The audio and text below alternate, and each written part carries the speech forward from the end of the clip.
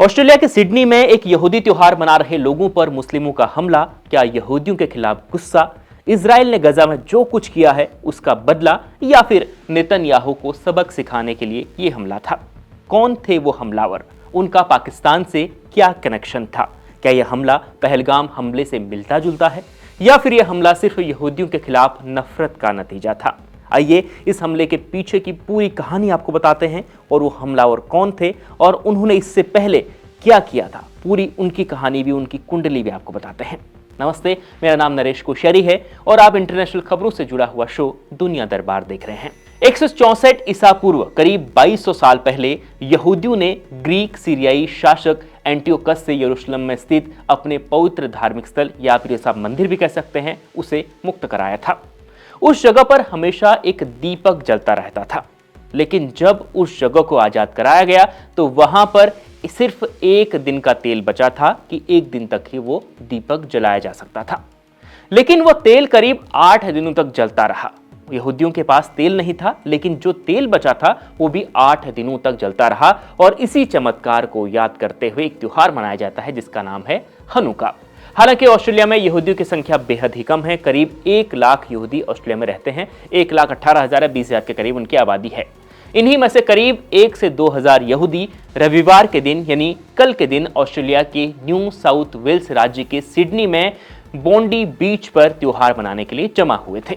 सभी लोग बेहद खुश थे। दूर दराज से लोग वहां पर आए हुए थे और सभी अपना त्योहार मनाना चाहते थे, लेकिन उन्हें नहीं पता था कि कुछ आतंकी उनकी मौत का प्लान बनाकर बैठे हुए हैं।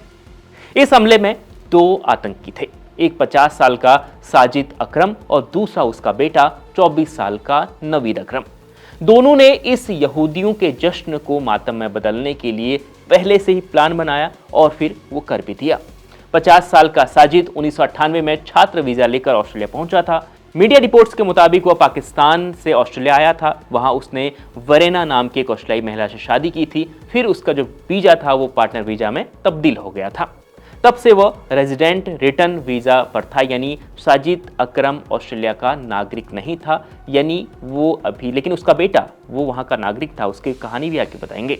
उसका बेटा नवीद ऑस्ट्रेलिया में ही पैदा हुआ तो उसको वहीं की नागरिकता मिली, और ये हमले में बाप और बेटा दोनों शामिल थे। नवीद भले ही ऑस्ट्रेलिया में पला बड़ा वहां का नागरिक था, लेकिन उसके पिता साजिद अकरम ने उसे अरबी और कुरान की पढ़ाई कराने वाले इंस्टीट्यूट अल मुराद से कुरान की पढ़ाई करवाई। फिर हो सकता है यहूदी देश इजराइल की गजा पर कार्रवाई का भी उन पर असर पड़ा हो, ऐसा लगातार कहा जा रहा है। एक्सपर्ट भी लगातार इस प्रकार की बात कह रहे हैं। ऐसा मैं इसलिए कह रहा हूं क्योंकि अगर ऐसा नहीं होता तो वह सिर्फ यहूदियों को ही निशाना क्यों बनाता, क्योंकि वो त्योहार यहूदियों का त्योहार था। उस त्योहार को मनाने के लिए यहूदी जमा हुए थे और यहूदियों पर ही उन लोगों ने फायरिंग की। हालांकि नवीद पर ऑस्ट्रेलियाई सुरक्षा खुफिया संगठन, जिसे ASIO भी कहते हैं, उसने पहले भी उस पर शक जताया था और साल 2019 में उससे पूछताछ की गई थी। और ये पूछताछ उस पर शक के बिहाव पर की गई थी। पुलिस लगातार उसकी गतिविधियों पर नजर रख रही थी। साजिद अकरम के घर में लाइसेंसी बंदूक भी थे। साजिद अकरम एक गन क्लब का सदस्य था और उसके पास कुल 6 बंदूकें थी। और दोनों जब हमला करने घर से निकले तो वह अपनी वाइफ से कहकर गया था कि वो आज मछली पकड़ने जा रहे हैं। हालांकि जो उसके पास बंदूक थी उससे वह शिकार करता था, शिकार के लिए इस्तेमाल उसे करता था। उसके बाद शाम करीब 6 बजे के आसपास दोनों उस जगह पर पहुंचे जहां कार्यक्रम हो रहा था, यानी बीच पर वो लोग पहुंचे। दोनों ने पहले एक फुट ब्रिज पर कब्जा किया, यानी पैदल जो रास्ता था उस पर कब्जा किया, और फिर वो फुट ब्रिज ऊंचा था तो वहां से निशाना लगाना बेहद आसान था।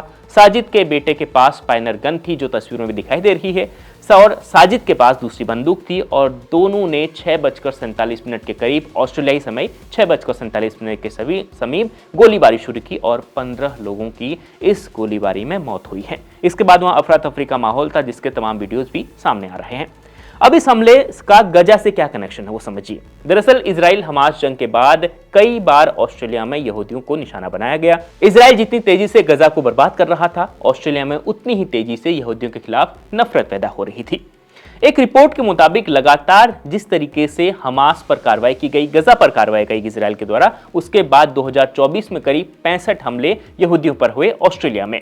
अक्टूबर 2024 से सितंबर 2025 के करीब 1500 मामले दर्ज किए गए यहूदियों पर हमले के।